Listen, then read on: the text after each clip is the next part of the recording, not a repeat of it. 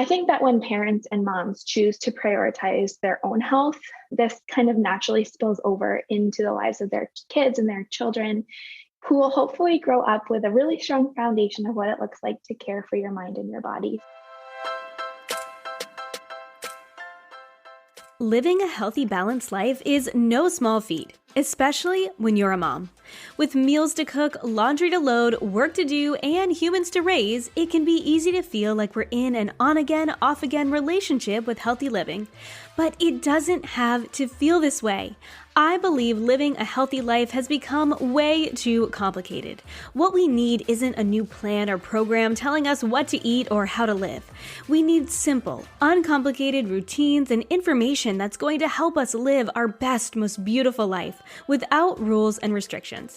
Join me, Kristin Dovbniak, holistic health coach, certified intuitive eating counselor, and mama of two, for weekly conversations on what it means to live a healthy, balanced life, uncomplicate eating, and simplify in every area of mom life. Hey friend, welcome back to the Healthy Balanced Mama podcast. Chris here.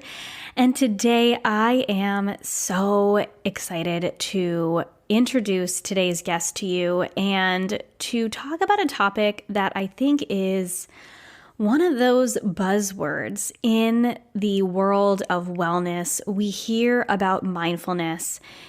And, I've talked about mindfulness before when it comes to intuitive eating. But it's one of those things that I think is largely misunderstood. What does it actually mean to be mindful, to have a mindfulness practice? And how do we actually implement mindfulness in our daily lives as busy moms? How do we go from a place of feeling overwhelmed and a place of feeling burnt out and practically start cultivating the tools to be more mindful, to connect with our bodies better, and to tune into things like the food that feels good for us and the movement that feels good for us, and living that life of balance that we are all striving for. This is the Healthy Balanced Mama podcast, but I think the word balance is oftentimes very overused, and so is the word mindful or mindfulness. So what do they actually mean, and how can we practically apply them to our lives as busy moms, and how can they help us to live our healthiest, happiest, most balanced lives? And that's why I am so excited to have my new friend Danielle on to share with you guys. Danielle Havens is a bedside nurse turned full-time mama and holistic health coach. She is passionate about making food and fitness simple and sustainable for women. Danielle also teaches empowering barre and yoga classes to help you feel connected to and love your body. Danielle has a 1-year-old son and is obsessed with oat milk lattes and the ocean.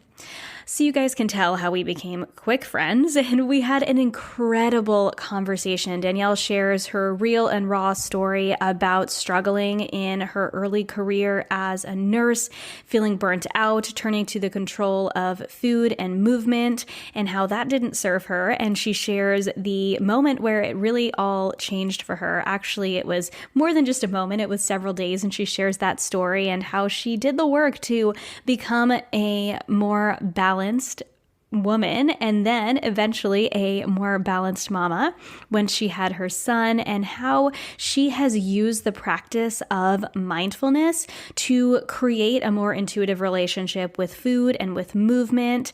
And I love how she speaks about gentle nutrition and intuitive movement in a way that is really honoring our bodies and honoring ourselves and taking care of ourselves. It's not just about eating all the things all the time or just working out when we feel like it. It's about how can we utilize our mind and our body connection to take care of ourselves in the best way we can. So it was an incredible conversation. We could have talked for hours more, and I'm pretty sure we're going to talk more in the future because it was just a great conversation, and I am just so excited for you guys to listen. So without further ado, here's my conversation with Danielle. Hi, Danielle. Welcome to the Healthy Balanced Mama podcast. I am so excited to have you on. Hello, I'm so excited to be here. I am a longtime listener and a fangirling a little bit over here. So thank you so much for having me today. Oh my gosh, we are going to have such a good conversation. I already know it because we've already been chatting for a little while. Yes. But I feel like I have to start with the icebreaker, even though we don't really need that at this point. But what I've been asking my guests recently is, what are you reading these days? Okay. So I'm going to give you the honest answer of I have been reading the lit book Little Blue Truck over and over and over again to my son. So that's a daily read. It's his favorite book. He's a year old. But for my own personal reading list, I just picked up the book The Body Keeps the Score. And I forget the author's name, but I can't wait to dive into that. I haven't read a book for a few weeks now, but the last book I read was Where the Crawdad Sings, and that was a great book as well. I loved that book. That was one of my favorite books of 2020. I actually, I was a part of a book club at kind of like the beginning of 2020, and we did that.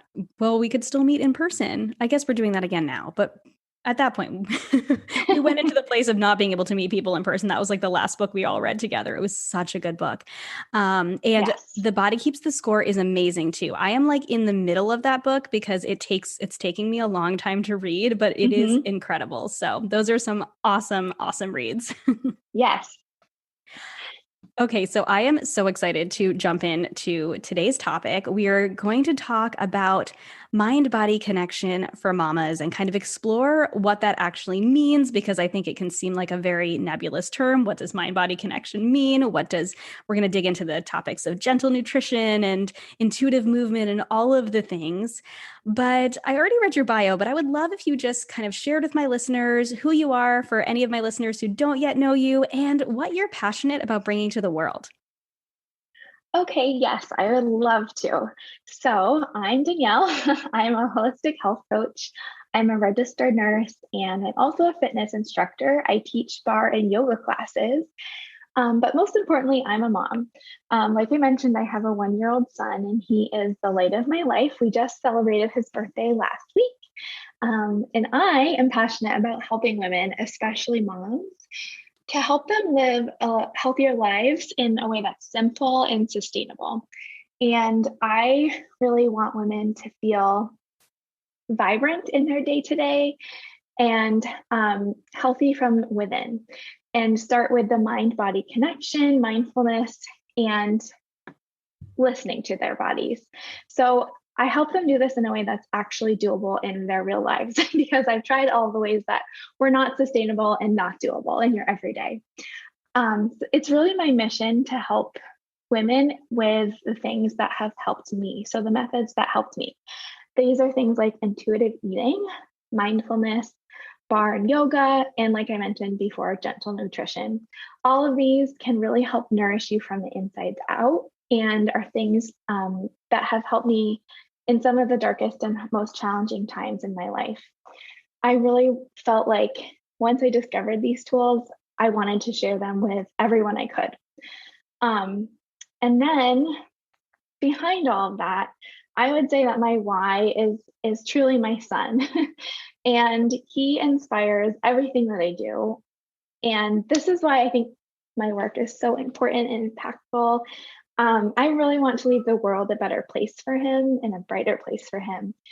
So becoming a mom was one of the most profound experiences in my life, and still is as you continue to evolve as a mother. But I think that when parents and moms choose to prioritize their own health, this kind of naturally spills over into the lives of their kids and their children, who will hopefully grow up with a really strong foundation of what it looks like to care for your mind and your body. So my why is my little one. And that's a little bit about me. Oh my gosh, I love that so, so much. And this is the Healthy Balanced Mama podcast. So I'm talking Mhm. primarily to mamas. We have listeners who are her mamas to be, or who have grown kids, or who are not mamas Mhm. at all. And they still listen. And we appreciate all of you.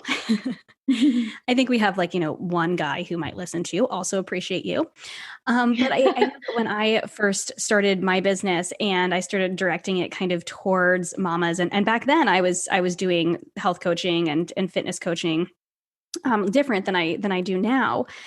But I had people ask me, like, do you really want to talk specifically to moms? Like, you're always going to be a mom, but eventually aren't you going to want to talk to somebody else? And I'm like, maybe, but being a mom it's such a big part of who I am. And I think moms need this type of support so much. And I think the work you do is so important. And I think our kids really are the driving factor for why I think so many of us want to create healthy changes in our lives, because we want to be good examples for them. And we want them to live healthy lives too, right? So I love Yes, that. I've been nodding the whole time you just talked and said that, because I have the same fear of like, oh, do I really do?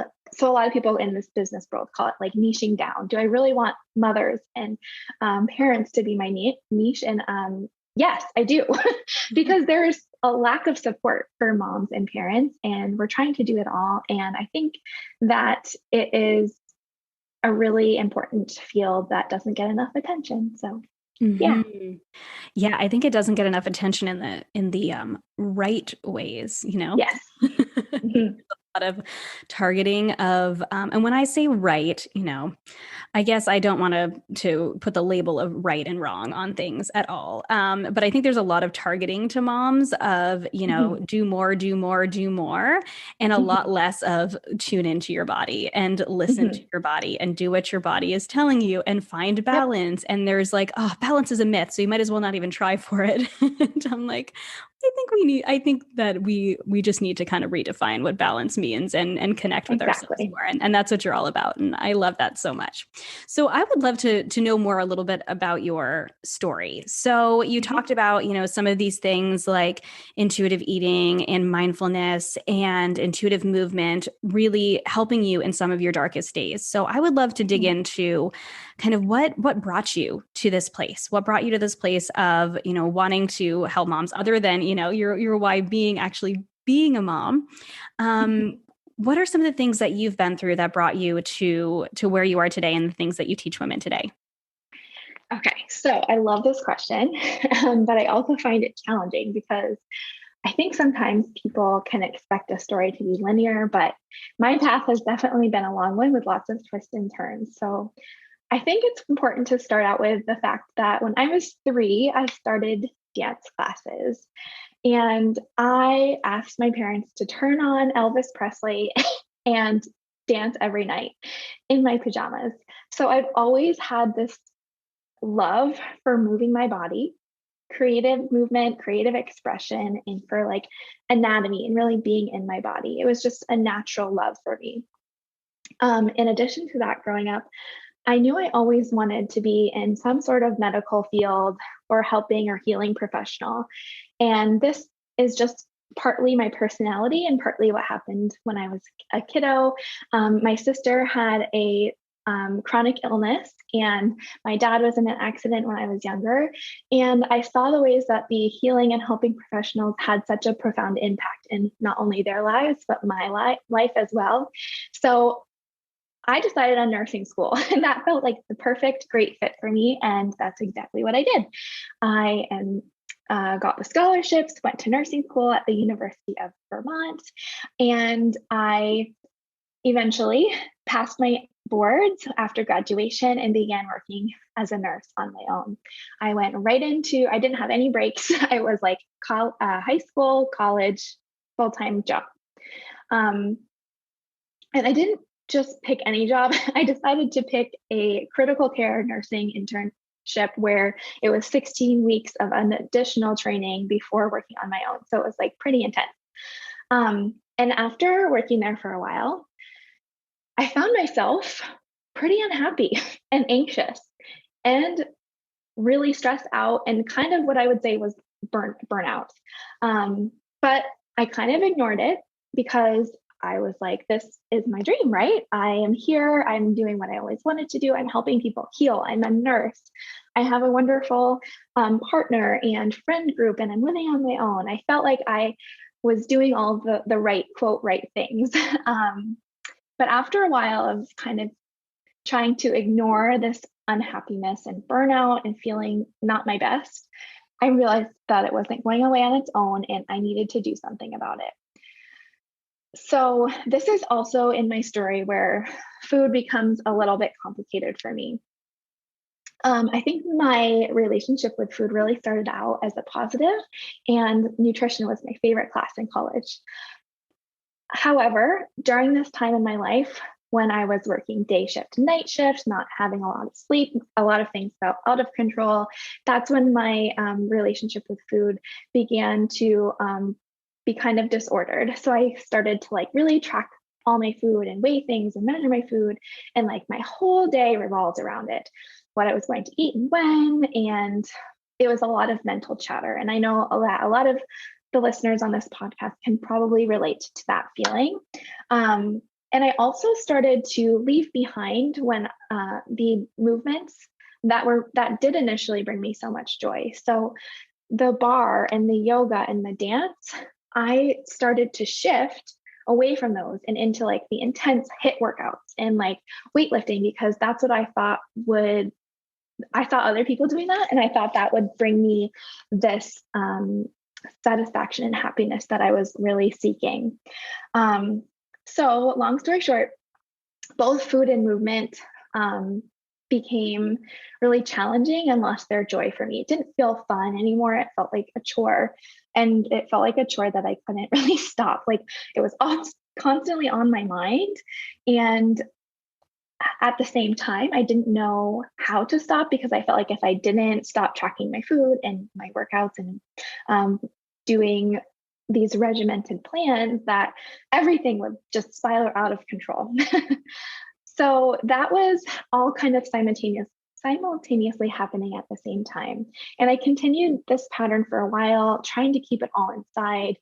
And I don't think that anyone close to me, other than my boyfriend at the time, who's now my husband, or my really close friends, would know I was struggling so much with food and exercise, because I did keep it so internal and private, which is part of the reason why I've decided that it's my mission to talk about it, because listening to other people's stories and their sharing their feelings and struggles is what opened my eyes to know that I wasn't alone. So with feeling burnt out at work, not feeling fulfilled in my career, and also struggling with this relationship with movement and exercise, I was still trying to take the next right step. I was still trying to keep going and figure out what was going to make the change for me. So I decided to enroll in bar teacher training. And as soon as I started teaching bar classes, it was like this spark went off inside of me again. And I was like, this is right. This is exactly what I need. I discovered that I loved helping women feel good in their bodies. And I really got excited again about promoting wellness instead of what I was seeing every day in my nursing career, which was caring for like illness. So I think the words wellness and illness are really illuminating, because they're both of the same compounds, but they're the opposites of each other. And I just had this shift mentally where I was like, wow, I kind of want to be on the other side of things and help women prioritize their well-being and wellness instead of helping them when they are already ill. And then on the food front, I went on vacation, and I was engaged at the time. And this is a pivotal moment in my story that it's really important for me to touch on, because we were going on a vacation that was in a tropical space, and I wouldn't have Wi-Fi or self-service for over a week. And okay, this sounds a little bit crazy, but I was very nervous about this. I remember my stomach dropping, because I was like, oh my gosh, I'm not going to be able to log my food. I'm not going to be able to track my food. I'm not going to be able to keep track of my workouts. It felt like my worst nightmare, and I was so upset about it. But on the vacation, I put my phone in my backpack for a week. I took off my fitness tracker for a week, and I felt the best that I had in a very long time. I enjoyed the conversations I was having at the dinner table with the family that I was with. I spent time at the beach just being in the present moment, and I just soaked it all up, and I didn't worry about those things anymore.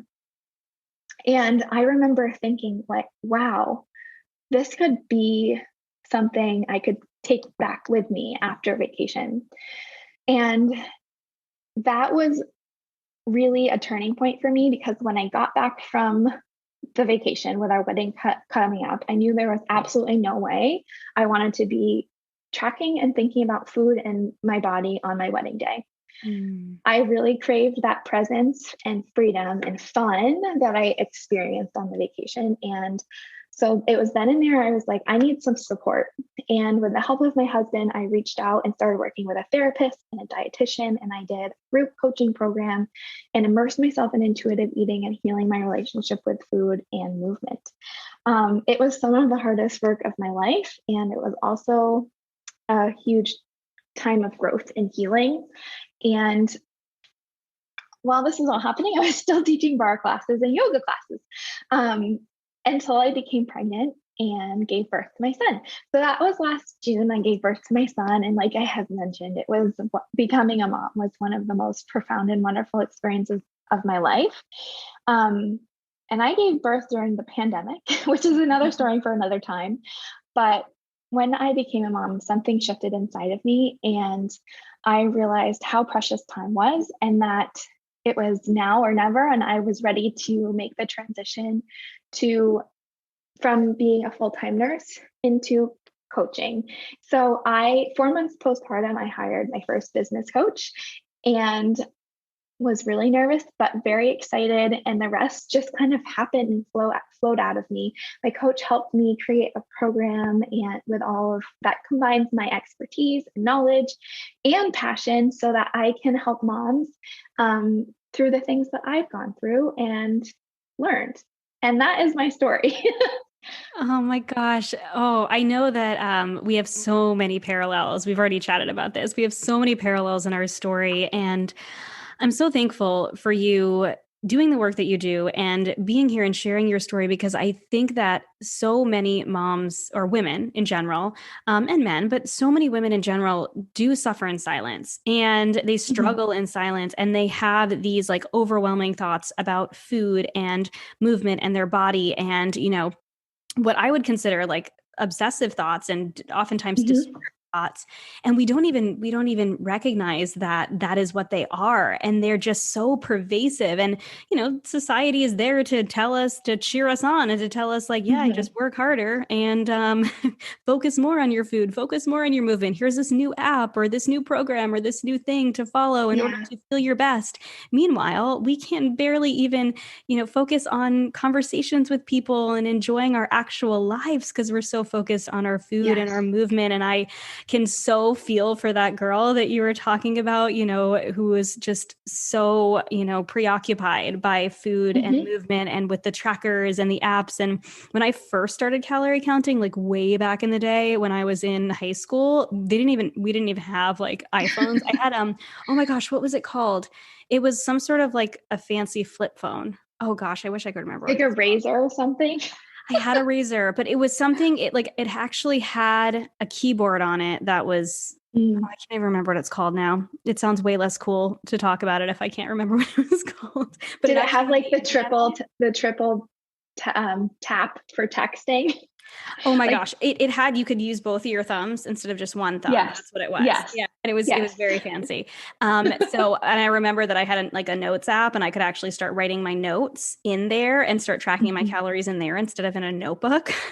But that carried me through until the apps and the fitness trackers and all of these things. And it's so easy for what we initially start out as wanting to be wellness and health to turn into something that is taking us away from our actual lives and the joy of just living and experiencing our lives. And so I love that story about you on your vacation and how transformative that was for you. And that you went home and actually did the work too, to go, okay, I recognize that this is something that needs to change.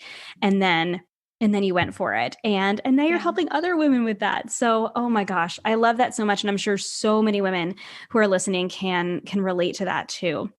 So you mentioned in your story, you kind of talk about being in this place of burnout or near burnout, and being just stressed and anxious all the time and not happy with where you were. And, And also having, the struggling relationship with food and movement at the same time too, which to me equates to this kind of place of disconnection from ourselves, right? We're not actually, and I've been in the exact same place, which is why I'm using the we. I have been in the exact same place of burnout where I was trying to force my body to either look a certain way or be a certain way. I was almost trying to force health on myself or force my business to be in a certain place, but I wasn't actually tuning in and listening. And so I know one of the biggest things that you said has been helpful for you is this idea of mindfulness. And I think that mindfulness is a huge buzzword in the wellness industry. And so is mind-body connection, which is where I really want to kind of focus in on, because that was a really big, a really key component to your story. So I would love to kind of dive into when you had this realization where you're like, oh my gosh, I want to live a life of joy and freedom, and I don't want to be obsessing about food and movement and stressed out in my job, and I want to feel good and live my life, to this place you are now. So how did mindfulness play into this? What does mindfulness really even mean? And why are so many of us mamas feeling disconnected? Yes. Okay. So I love that you acknowledge that mindfulness is a buzzword, because it totally is. And that being said, I find that people have often heard about it, and it's something that they're like, oh, I think I should probably do that. Or like, I'm curious about it, but it feels overwhelming, daunting, and kind of unrealistic. And that's how I felt too. I was like, yeah, mindfulness. But it can be really, really transformational. And it just may not have been explained in a way that makes sense to you. So the way that it was explained to me in the therapy and counseling office that I was going to, in coaching office, was that mindfulness is paying attention on purpose to the present moment. And it doesn't have to be anything more than that.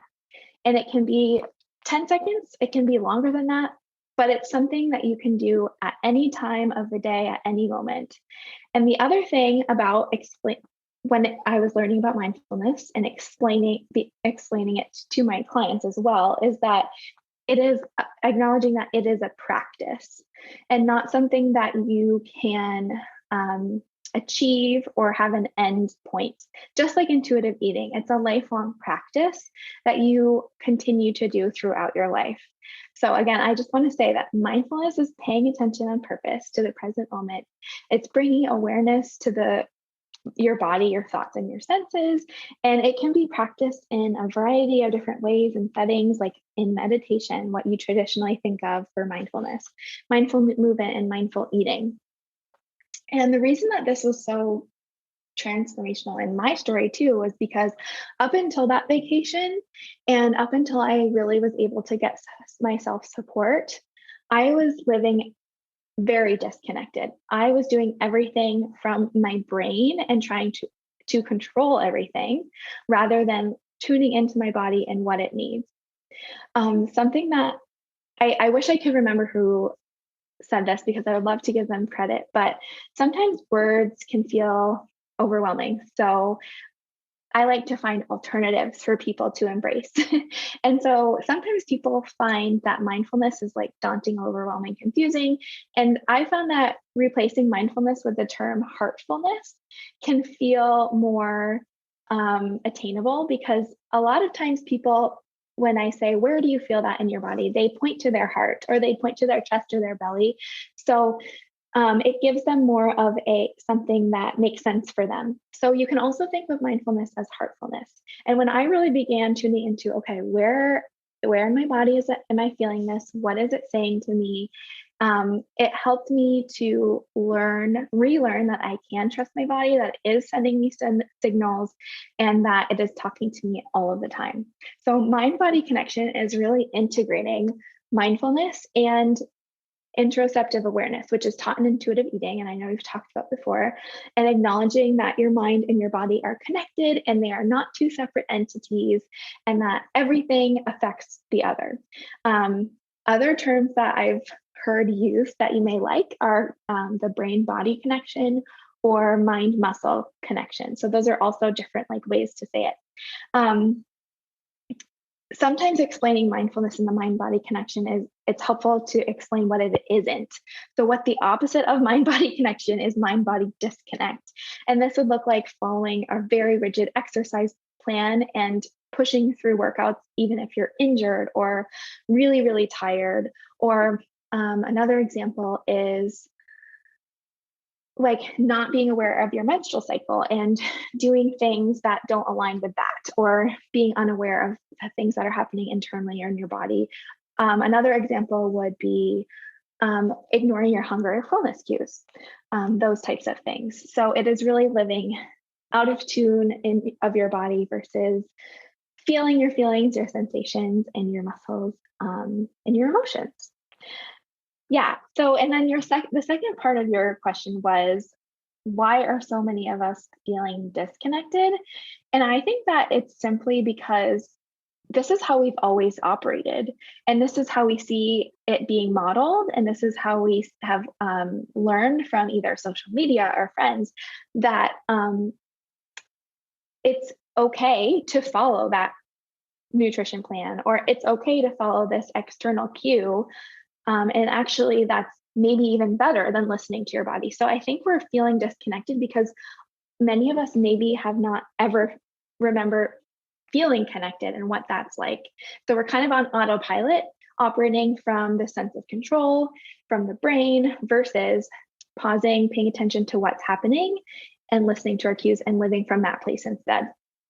Yes. Oh my gosh. It's so true too. When you're talking about why so many of us feel disconnected, the first thing that popped into my head was we oftentimes don't trust our bodies, Mm-hmm. and we don't trust that our mind can, I guess, properly interpret our body's cues. I think because we Mm-hmm. are never taught that. Mindfulness was not something that I was taught as a child. I Mm-hmm. wasn't necessarily denied my like hunger cues or things like that. If I was hungry, then I would, usually I would get myself a snack. I can't remember my mom like serving me snacks on a plate after a certain age. Definitely did. She took care of me. My mom's a great mom. She listens to the podcast. Love you, mom. But I mean, like after a certain age, I just got my own snacks. So I was but I wasn't necessarily taught to listen to my hunger. And when it came to when I started, working out and moving as a teenager, we were totally taught to push past the Mm-hmm. pain because you're like, well, you're not going to get any results if, and I'm saying this, kind of tongue in cheek because it's something that took me so many years to learn that it's okay to take a break if there's a difference between Yes. discomfort and pain. And I know that I'm a runner and I love to run. And I've learned how to balance that with other types of movement because it's really easy for me to run myself into a place of injury, which is is something that I've done several times in the past because it's like, just push past it, just push past it. And that's the message that we hear so Yes. much. And I think it's the same message we oftentimes hear in motherhood, where it's like, just push past the exhaustion, do the next thing. It's like, one more load of laundry, don't take a nap, don't just do everything as much as you can, and eventually you'll be able to rest. And I think that is such a, oh gosh, I mean, I'm trying to think of even the right word. I think we're taught to take care of ourselves, right? And we're taught to fill our cups first, but we don't oftentimes do that. And then, Mhm. on the food and the nutrition side of things, we're taught to push beyond our cues and to not trust ourselves. And I think mindfulness really does bring that all together. And it's one of those things, just like, self-care, fill your cup. It's so easy to hear and it's a lot harder to practice. So I'm Mhm. really glad that you reminded us that it is a practice. It's something that we learn and we cultivate, but we continue to practice it. It's not like, we learn mindfulness and then all of a sudden, we have it all. We feel great. Yeah. Bodies and we're trusting our bodies and food and movement and motherhood and all of these places. So what I would love to know and to explore more is, how can women start to cultivate mindfulness in their daily life? Because like we said, most of the women listening are moms. They might have children of different ages. They might be newer moms like you. They might be slightly more seasoned moms like me. I mean, I only have a 3 and 7 year old, so I'm still in the early days. Or they might have kids who are older, but whatever place of motherhood we're in, I think that mindfulness is so important. So how can they start to cultivate that in their daily lives? What a great question. So, I think the simplest and most accessible for all of us is to simply start by bringing awareness to your breath. And along those lines, it's not something that you're going to be washing the dishes and then suddenly be like, oh, it's time to practice mindfulness now. Like, you'll probably have so many other thoughts going around in your head at that moment or that time. So, to start, it may be really helpful and supportive for people to set little reminders on their phone or sticky notes around their house or wherever you spend time. I literally have a necklace that says inhale, exhale. And when I had an office as a nurse, I had a poster on my wall that said breathe, because it reminded me, it was a visual reminder to pay attention to the breath. So, the breath is one of the most accessible ways for you to start to cultivate the mind body connection. It's always there for you. And even just taking 3 deep breaths or setting your timer for 60 seconds, even 30 seconds, and focusing your attention on your breath for those 30 to 60 seconds can be a great place to start. I love to think of the reminders when you're starting out any type of habit as, instead of like an annoying little beep that is either on your phone or your calendar or email or whatever you're reminding yourself, but think of it as writing a love note to your future self. And when you do that, it's like, oh, this is a gift from my past self reminding me to take a deep breath. Um, Another thing that has been really helpful for me in creating a mindfulness practice has been journaling. And I think that journaling is one of the most underrated forms of self care. And it's a tool that helps with learning to trust your body, learning to work through and identify your feelings. It's an incredible tool that can really help you get to know yourself. So, if you don't have a journal or have had a journal in the past and aren't sure about what to write or how to get started with that, if you're feeling like intimidated or overwhelmed by journaling, you can start by just simply writing down 3 words, how you're feeling, and that can begin to help you identify where in your body you feel things, what emotions are coming up, how that's affecting your day, really paying attention on purpose to those feelings, writing them down. And like that begins to start, you can start to see patterns and connect it all through your day to day. So, checking in with yourself throughout the day, bringing awareness to your breath, and starting a journaling practice can all be really powerful ways to start practicing mindfulness in your daily lives. Ah, I love all of those. And I love that for the most part, they're 100% free and really easy to access too. I think Mhm. there's so many wellnessy things in the world that we think we need in order to create more balance in our lives. But simple things like connecting to our breath and journaling, which I have to say, I started a journaling practice in January of this year. And so when this comes out, it'll be August, and I'm Mhm. confident enough to say that I will still be journaling in August. And I had kept journals throughout my life, on and off, other than my food journals, but I had kept journals kind of on and off. But it had been a while since I really created that practice of journaling in the morning, every single morning. And not that that's, you can do it in many different ways. I'm sure it's whatever works for you and your life. It could be during your kids' nap time, it could be at nighttime, but it is so powerful to Mhm. reflect. And I just try, and at this point in the beginning, I use kind of some journal prompts.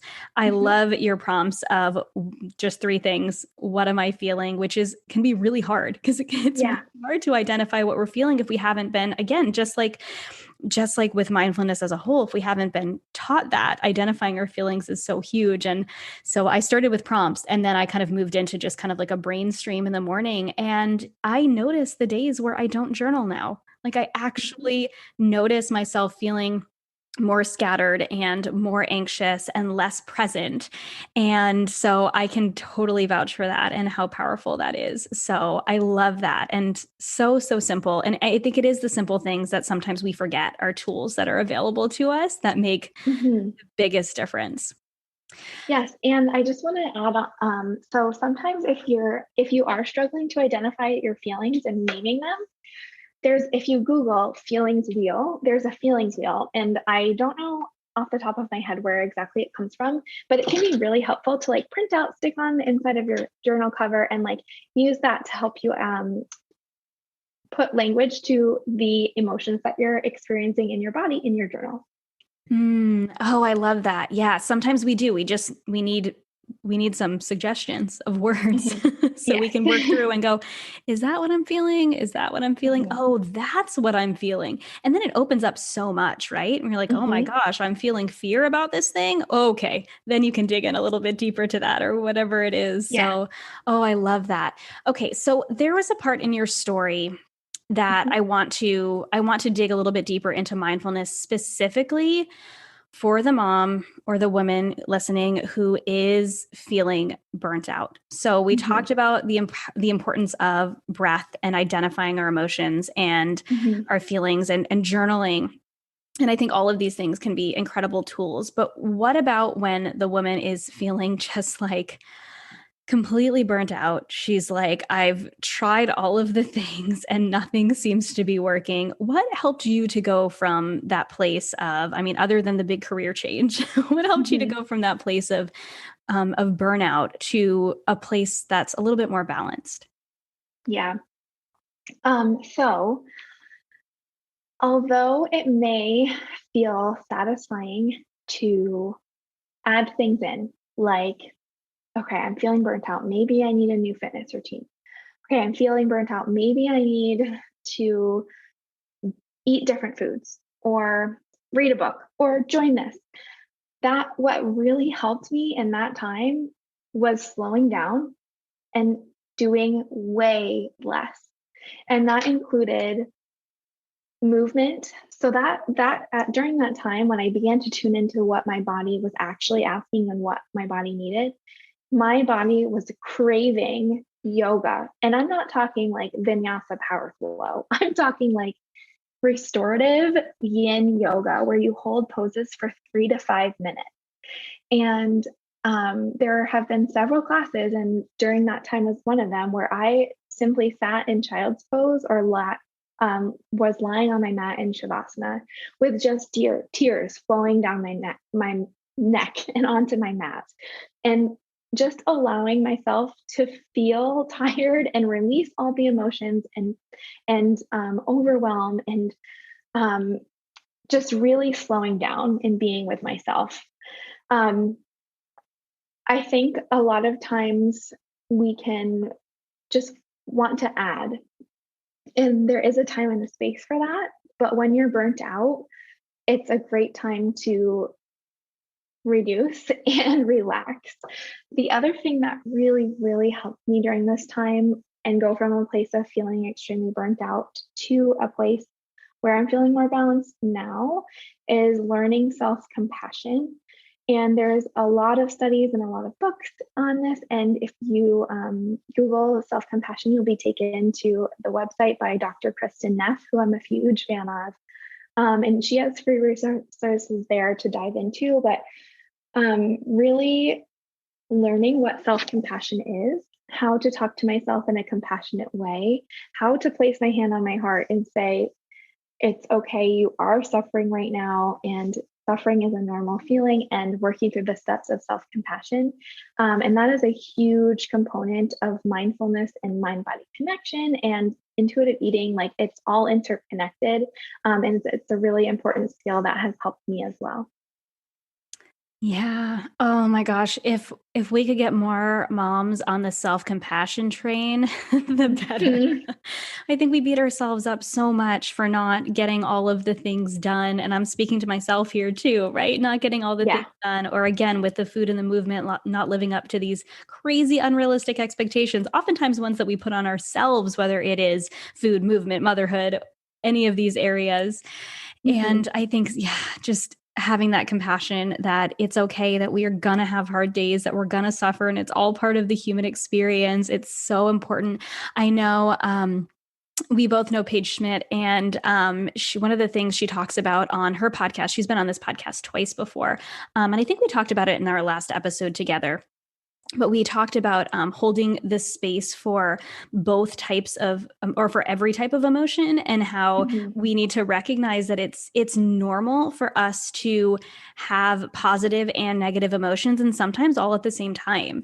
And kind of like accepting that it's okay for us to feel bad sometimes and have compassion on ourselves for that. And then it's also okay to feel good, and even sometimes when other people aren't feeling good. And so I think that that just kind of came up when you were sharing that. And I think those are such important tools. I think it can be really easy to feel like we can't slow down when we have kids. And when we're busy moms, whether we're working moms or stay-at-home moms or a combination of the two, like you and I are.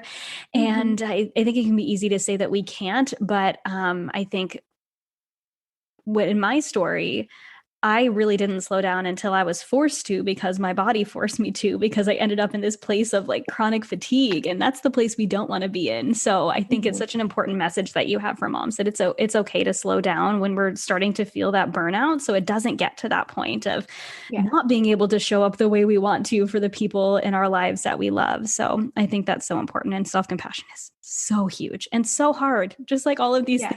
They're hard. Important work. And when we say hard, we don't mean impossible. It's just, it's good work. It's important work. And just like mindfulness, it's a practice, right? So it is something that you start to cultivate, and then it becomes easier over time to have compassion on ourselves. Yeah. And I think another thing that in my experience that makes these types of things hard is that they're intangible, and they all happen within you and within your mind. And as a personal development journey, like it's not like you're running a race and you get to the end and then you're there. It's very intangible and it's lifelong. So that's part of the reason that I find it can be challenging. And that's where having support can be really helpful. Yes, 100%. I am all about women getting support in whatever way they can, whether it's through a coach or a group program or a therapist or whatever they need when they're going through this and they're in a place of burnout. It's so crucial, because we already try to do so many things ourselves. Some things we just we need some help with it. So that's so important. So I want to dig a little bit into how this mindfulness and this mind-body connection connects with your journey and how you help women with intuitive eating and intuitive movement. So we've talked a ton on this podcast about intuitive eating. You know, it's one of the very important changes that I made in my own life. And, you know, anyone who's listened to my story, I don't need to talk about it because you've heard it before.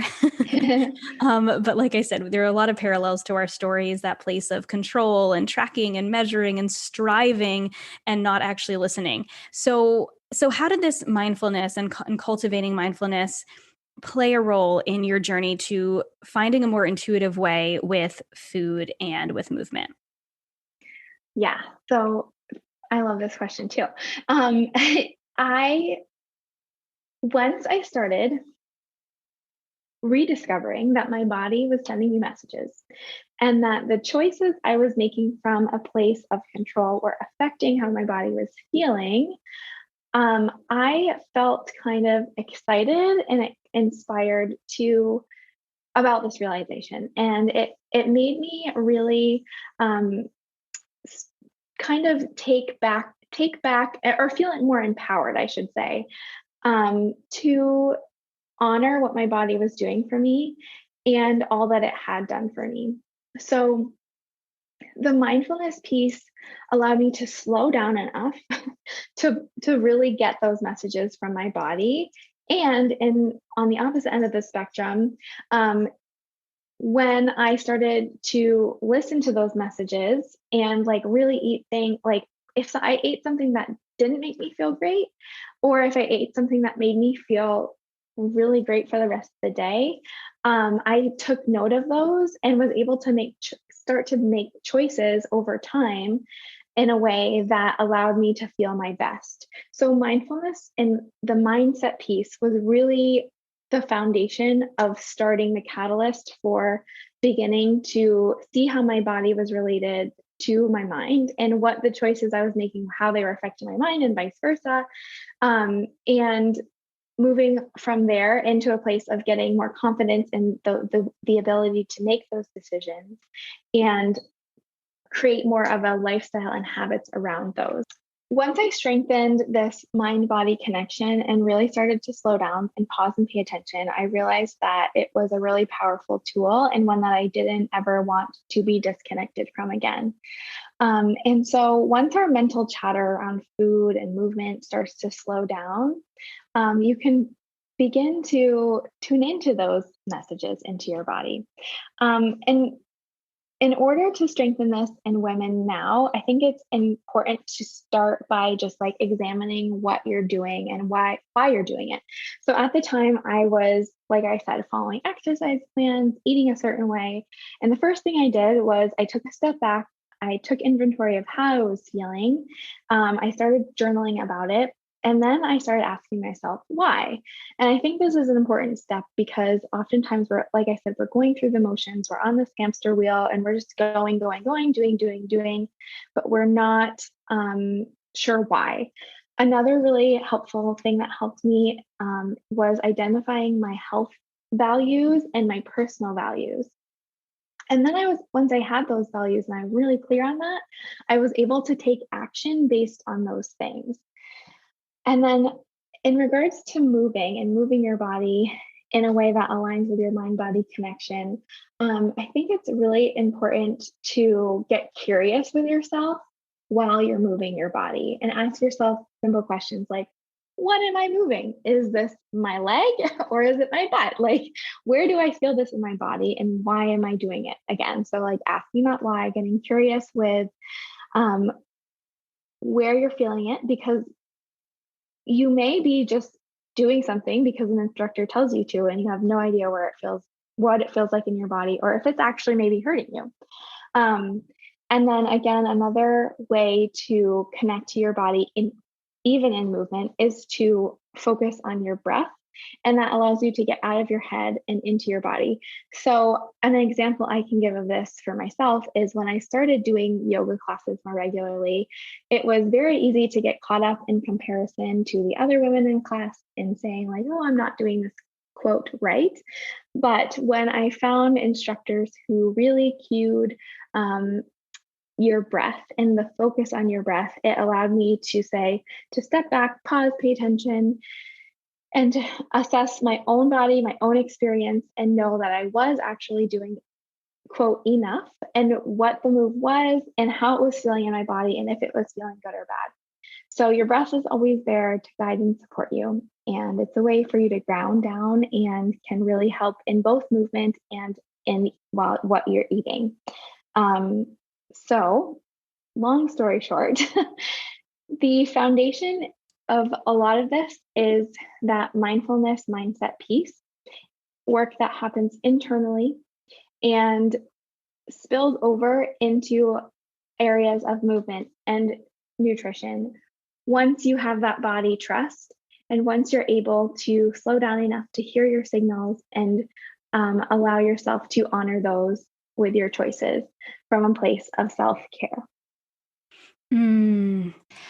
Something that I love that you mentioned, and I know we've chatted about this off recording, but something that I really appreciate and I love about the work that you do is you talk specifically about intuitive eating when it comes to feeling good. And I think a lot of times we associate intuitive eating with just eating all the things all the time, which is part of intuitive eating. It's giving ourselves unconditional permission to eat all types of foods, taking away the food rules, enjoying foods we might not have before.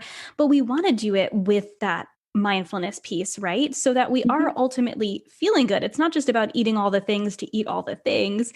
It's Right. about connecting with our bodies so that we feel good. So I know we need to wrap up soon because you've got a sweet little boy who's getting ready for bedtime, but Yeah. I would love for you to share maybe just a tool or two for, really helping women to tune into this kind of gentle nutrition piece of intuitive eating. So as they're developing this mindfulness piece and journaling and starting to recognize what feels good, how do we start to embrace gentle nutrition? It's something I love to talk about, but I would love to hear your input on this.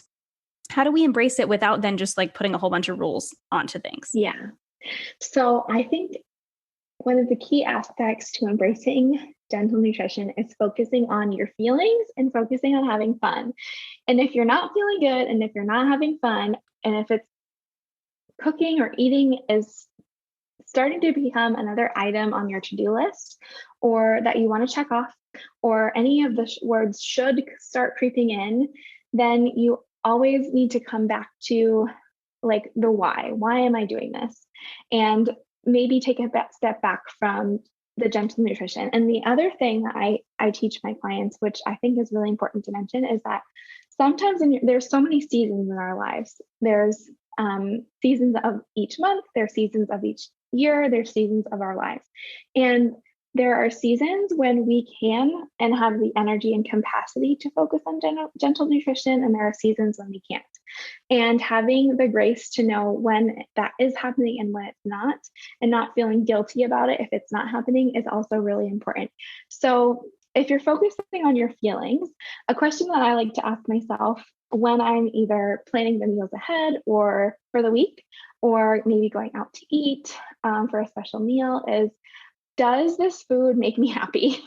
Does this food bring me joy? And, or does this food, if I ate this, is it in alignment with my values?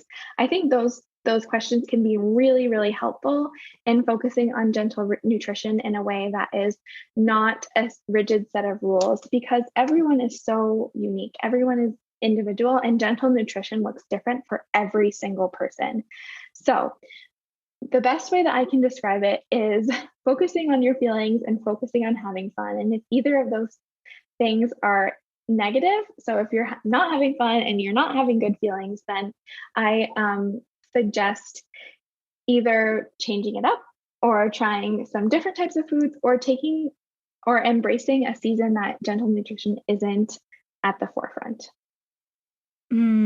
Oh, I love that piece of advice. It's so important. And feelings and fun. What a great way to really easily come back to that and come back to what feels good and what season am I in, and is this going to bring me joy? Is this fun? Actually, it's funny. I know that I messaged you on Instagram the other day because I found out where you live.